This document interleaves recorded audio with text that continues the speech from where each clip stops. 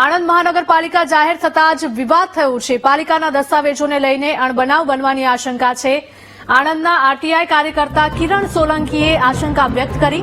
RTI કાર્યકર્તાએ police કંટ્રોલમાં phone કર્યો, record room અને એકાઉન્ટ વિભાગ માટે સુરક્ષા માંગી।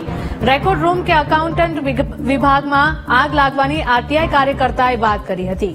તાત્કાલિક 4 પીએસઆઈ સહિત ફાયરની ટીમ ગોઠવવાની માંગ કરવામાં આવી છે। આરટીઆઈ કાર્યકર્તા અને કંટ્રોલ રૂમના કર્મચારીઓ ઓડિયો વાયરલ થયું છે। हाँ जी, नमस्कार सर। નમસ્કાર નમસ્કાર। મહાનગરપાલિકા બની ગયું છે, તમને પણ અભિનંદન અને મને પણ અભિનંદન। હા, તમને અભિનંદન। હવે સર મારી એક વર્તી છે, મહાનગરપાલિકા બન્યું ને એ બાબતે આણંદ નગરપાલિકાને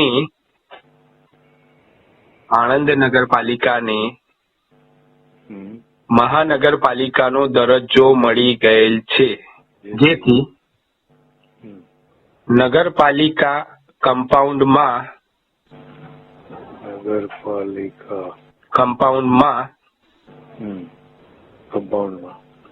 રેકર્ડ રૂમની આજુબાજુ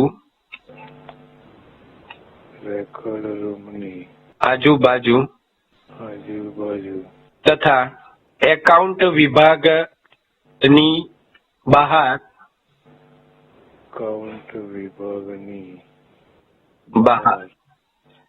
કોઈ અઘટિત ઘટનાઓ ના ઘટે તે માટે તથા અંદરથી કોઈ ચોપડા કે લોગબુક બહાર ન જઈ શકે, બહાર લઈ જઈ ના શકે તે માટે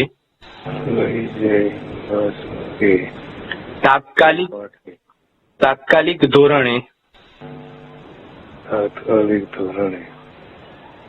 4 પીએસઆઈ 4 કોન્સ્ટેબલ શ્રી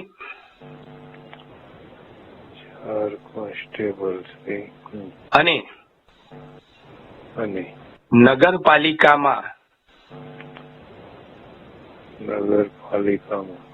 કોઈ આગ કે અન્ય ઘટના ન બને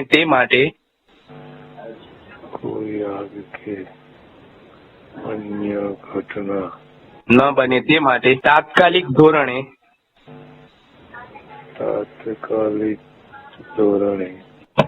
એક ફાયર બ્રિગેડ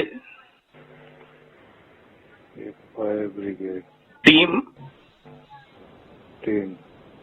ફાયર બંબા સાથે તાત્કાલિક ઉભી રાખવી,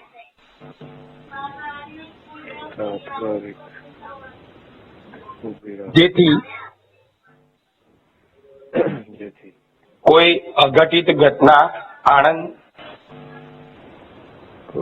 શહેરમાં ના બને। હા, થેન્ક યુ સર, આટલું મારી વાત પહોંચાડો। અને અત્યારથી જે કદાચ આવી ઘટનાઓ બની શકે છે, કેમ કે મહાનગરપાલિકા બન્યું છે એટલે લોકો પોતાના કોઈ પણ એવા છુપાવવા માટે કે ગમે તે કરવા માટે આવું થઈ શકે છે।